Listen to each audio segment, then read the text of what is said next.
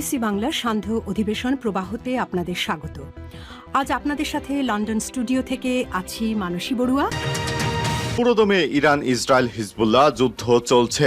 জানিয়ে দিব আমাদের হাতে থাকা সর্বশেষ গুরুত্বপূর্ণ আন্তর্জাতিক আপডেট সংবাদ। আলহামদুলিল্লাহ, দখলদার ইসরায়েলি বাহিনীর সেনাবাহিনীতে যোগ দিতে চাচ্ছে না হারেদি ইহুদি গোষ্ঠী। গাজা যুদ্ধে ব্যাপক সেনা সংকটে পড়েছে দখলদার ইসরায়েলি বাহিনী। এবার দেশটিতে ধর্মীয় নেতা হারেদি ইহুদি গোষ্ঠীদের বাধ্যতামূলক সেনাবাহিনীতে যোগ দিতে বলা হচ্ছে, তবে তারা গাজা যুদ্ধে অংশগ্রহণ করবে না সাফ সাফ না করে দিয়েছে। এতেই ভয়ানকভাবে সেনা সংকটে পড়েছে গাজায় ইহুদিবাদী দখলদার গোষ্ঠীগুলো। এরপর জানিয়ে দিব, ইসরায়েলের আয়রন ডোম ফাঁকি দিচ্ছে হিজবুল্লাহ। কঠোর আকাশসীমা সুরক্ষার প্রযুক্তি বা আয়রন ডোমকে ফাঁকি দিয়ে ইসরায়েলের ভেতরে গোয়েন্দা ড্রোন পাঠিয়েছিল লেবাননের ইসলামী প্রতিরোধ সংগঠন হিজবুল্লাহ। ড্রোনটি হিজবুল্লাহ ইসরায়েলের 9.5 মিনিটের একটি ভিডিও ধারণ করে। ওই ভিডিওতে ইসরায়েলের অনেক গোপন তথ্য ফাঁস করা হয়েছে। এতে কি বিপদে পড়তে যাচ্ছে ইহুদিবাদী ইসরায়েল? এ বিষয়ে গুরুত্বপূর্ণ সংবাদ থাকবে। সম্পূর্ণ সংবাদটি জানতে ভিডিওটি না টেনে দেখতে থাকুন। এরপর থাকবে, ইসরায়েলকে কালো তালিকাভুক্ত করল জাতিসংঘ। আলহামদুলিল্লাহ, ফিলিস্তিনের অবরুদ্ধ গাজা উপত্যকায় নিরপরাধ মানুষের উপর হামলা চালিয়ে আসছে দখলদার ইসরায়েল। দেশটির সেনাবাহিনীর এই হামলায় হাজার হাজার নারী এবং শিশু নিহত হয়েছে। গাজায় এমন অপরাধের জন্য ইসরায়েল বাহিনীকে কালো তালিকাভুক্ত করেছে জাতিসংঘ। এবার ভয়ানক বিপদে পড়তে যাচ্ছে দখলদার বাহিনী। জানিয়ে দিব, গত 24 ঘন্টায় ইউক্রেনের 1940 সেনা নিহত। আলহামদুলিল্লাহ, গত 24 ঘন্টায় রাশিয়ার সেনাবাহিনীর হামলায় 1940 জন সেনা নিহত হয়েছে। সেই সঙ্গে রুশ বাহিনী ইউক্রেনের বেশ কিছু এলাকা নিজেদের দখলে নিয়েছে। এদিকে রাফায় 10 ফিলিস্তিনি নিরাপত্তা কর্মীকে হত্যা করল ইহুদিবাদী ইসরায়েল বাহিনী। ইনশাল্লাহ, এবার সর্বাত্মক যুদ্ধের হুমকির জবাবে ইসরায়েলকে পাল্টা হুঁশিয়ারি দিল হিজবুল্লাহ প্রধান। লেবাননে ইরানপন্থী সশস্ত্র গোষ্ঠী হিজবুল্লাহ প্রধান হাসান নাসরুল্লাহ ইসরায়েলকে হুঁশিয়ারি দিয়ে বলেছেন, লেবাননের বিরুদ্ধে বড় ধরনের ইসরায়েলে আক্রমণের ঘটনায় এমন যুদ্ধ শুরু হবে যেটিতে কোনো সংযম, নিয়ম বা সীমা থাকবে না। একবারে ধুলির সঙ্গে মিশে যাবে ইহুদিবাদী ইসরায়েল। এবং সর্বশেষ জানিয়ে দিব, যুক্তরাষ্ট্র এবং পশ্চিমাদের জন্য পরিস্থিতিকে জটিল করে তুলেছে ইয়েমেন। আলহামদুলিল্লাহ, সমুদ্র দিয়ে যুক্তরাষ্ট্রের বড় বড় জাহাজ যাবে, আর সেটি মুসলিম বিশ্ব তাকিয়ে তাকিয়ে দেখবে যারা ফিলিস্তিনের নিরীহ মানুষদেরকে হত্যা করছে।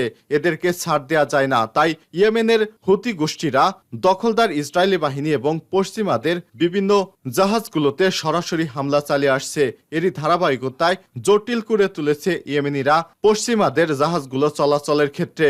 এ বিষয়ে গুরুত্বপূর্ণ সংবাদ থাকবে বন্ধুরা। সম্পূর্ণ সংবাদটি জানতে ভিডিওটি না টেনে দেখতে থাকুন। এতক্ষণ শুনছিলেন সংবাদ শিরোনাম, এবারে বিস্তারিত। তবে তার আগে এই সংবাদটি আপনার সোশ্যাল মিডিয়া ফেসবুকে শেয়ার করে সবাইকে জানার সুযোগ করে দিন। আর বন্ধুরা, আপনি যদি আমাদের চ্যানেলে নতুন হয়ে থাকেন, ভিডিওটি দেখতে দেখতে চ্যানেলটি সাবস্ক্রাইব করে রাখুন। আর গাজা যুদ্ধে আপনি যদি নিরীহ ফিলিস্তিনির পক্ষে থাকেন, পুরো বিশ্বকে ওয়াই লিখে কমেন্ট করে জানিয়ে দিন। ভিডিওটিতে একটি লাইক দিয়ে আমাদের সঙ্গেই থাকুন। চ্যানেলে নতুন হয়ে থাকলে সাবস্ক্রাইব করে রাখুন।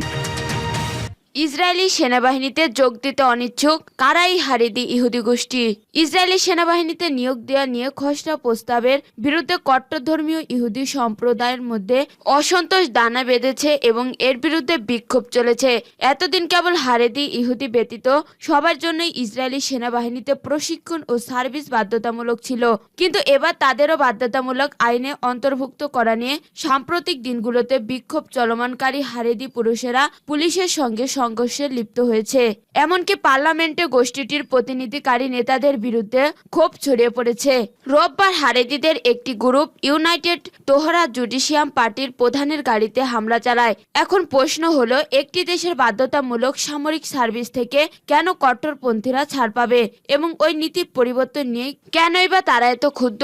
হারেদিম হলো কঠোর ধর্মীয় ইহুদিদের ক্ষেত্রে ব্যবহৃত হিব্রু শব্দ।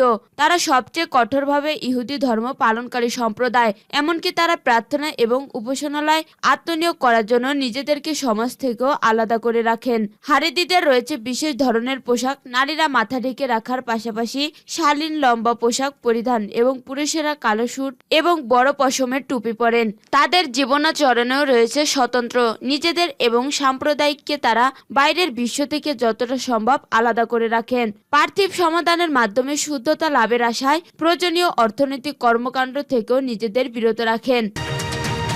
ইসরায়েলের আয়রন ডোম ফাঁকি দিচ্ছে হিজবুল্লাহ। কঠোর আকাশসীমা সুরক্ষার প্রযুক্তি বা আয়রন ডোমকে ফাঁকি দিয়ে ইসরায়েলের ভিতরে গোয়েন্দা ড্রোন পাঠিয়েছেন লেবাননের প্রতিরোধ যোদ্ধা হিজবুল্লাহ। ড্রোনটি দিয়ে হিজবুল্লাহ ইসরায়েলের 9.5 মিনিট ভিডিও ধারণ করেছে। হিজবুল্লাহ হাইফা বন্দরে ইসরায়েলের গুরুত্বপূর্ণ সামরিক ঘাঁটির ছবি প্রকাশ করলে ইসরায়েল পুরো ধাক্কা খায়। কয়েক বছর ধরে ইরান সমর্থিত হিজবুল্লাহ গ্রুপের বিশাল রকেট মজুতের মধ্য দিয়ে ইসরায়েলের সীমান্তে স্থবিরতা ছিল। তখন নতুন একটি মিসাইল ডিফেন্স সিস্টেম তৈরি করার পরিকল্পনা করে ইসরায়েল। সেই পরিকল্পনা অনুযায়ী 2011 সাল থেকে কাজ শুরু করে আয়রন ডোম। কিন্তু ইসরায়েলের জাতীয় নিরাপত্তা কৌশলের এই ভিত্তিপ্রস্তরকে বাইপাস করার জন্য হিজবুল্লাহ উচ্চগতির কম উড়ান্ত ড্রোন মোতায়েন করেছে। মঙ্গলবার 9.5 মিনিটের ভিডিও ফুটেজটি নিজস্ব টেলিগ্রাম চ্যানেলে প্রকাশ করেছে হিজবুল্লাহ। ভিডিওটি শিরোনাম দেওয়া হয়েছে হুদহুদ, যা বহন করে এনেছে। হুদহুদ নামক গোয়েন্দা ড্রোন ব্যবহার করে ইসরায়েলি স্থাপনাগুলোর ভিত্তিতে দৃশ্য ধারণ করেছে হিজবুল্লাহ। ইসরায়েলকে কালো তালিকাভুক্ত করল জাতিসংঘ। ফিলিস্তিনের অবরুদ্ধ গাজা উপত্যকায় নিরপরাধ মানুষের উপর হামলা চালিয়ে আসছে ইসরায়েল। দেশটির সেনাবাহিনীর এ হামলা হাজার হাজার নারী ও শিশু নিহত হয়েছেন। গাজায় এমন অপরাধের জন্য ইসরায়েল সেনাবাহিনীকে কালো তালিকাভুক্ত করেছে জাতিসংঘ। আল জাজিরার এক প্রতিবেদনে এই তথ্য জানানো হয়েছে। প্রতিবেদনে বলা হয়েছে জাতিসংঘের তালিকায় অপরাধী হিসেবে ইসরায়েলের সেনাবাহিনীকে যুক্ত করা হয়েছে। জাতিসংঘে নিযুক্ত ইসরায়েলি রাষ্ট্রদূত গিলাদ আরদান এই তথ্য নিশ্চিত করেছে। সামাজিক যোগাযোগ মাধ্যম এক্সে দেওয়া এক পোস্টে তিনি বলেছেন, শুক্রবার 7 জুন জাতিসংঘ থেকে এক প্রজ্ঞাপন পেয়েছেন গিলাদ। এতে বিষয়টি জানানো হয়েছে। জাতিসংঘের এমন সিদ্ধান্ত অত্যন্ত লজ্জাজনক উল্লেখ করে তিনি এতে গভীর ক্ষোভ প্রকাশ করেন। ইসরায়েলের পররাষ্ট্রমন্ত্রী কাটস বলেন, জাতিসংঘের এমন পদক্ষেপের কারণে ইসরায়েলের সঙ্গে তাদের সম্পর্কে নেতিবাচক প্রভাব পড়বে। এজন্য জাতিসংঘকে পরিণাম ভোগ করতে হবে বলেও হুঁশিয়ারি দেন তিনি। ইসরায়েলের প্রধানমন্ত্রী বেঞ্জামিন নেতানিয়াহু বলেন, আমাদের সেনাবাহিনী বিশ্বের সবচেয়ে নৈতিক বাহিনী। রাফায় 10 ফিলিস্তিনি নিরাপত্তা কর্মীকে হত্যা করেছে ইসরায়েল বাহিনী। দক্ষিণ গাজার রাফা শহরে ইসরায়েলি সেনাবাহিনীর গুলিতে বাণিজ্যিক ট্রাকের কমপক্ষে 10 জন নিরাপত্তা কর্মী নিহত হয়েছে।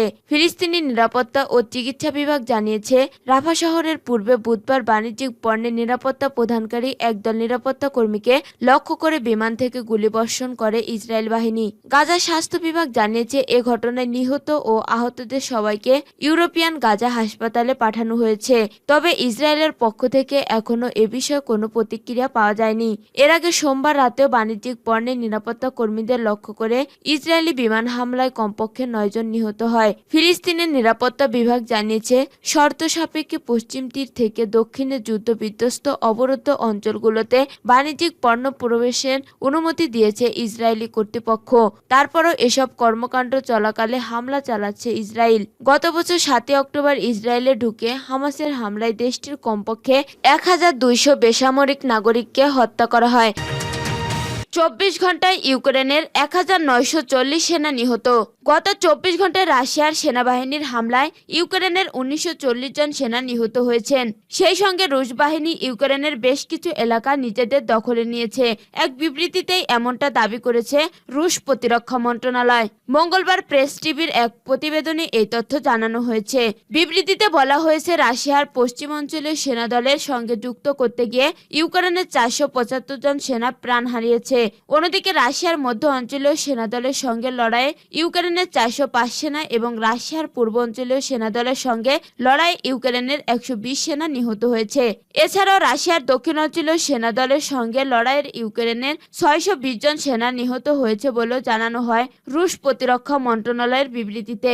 এদিকে খার্কিভ অঞ্চলে রাশিয়ার উত্তরাঞ্চলীয় সেনাদের সঙ্গে লড়াইয়ে ইউক্রেনের 320 জন সেনা মারা গেছে। ইউক্রেনের ওই অঞ্চলে বড় ধরনের অভিযান পরিচালনা করেছে রাশিয়া।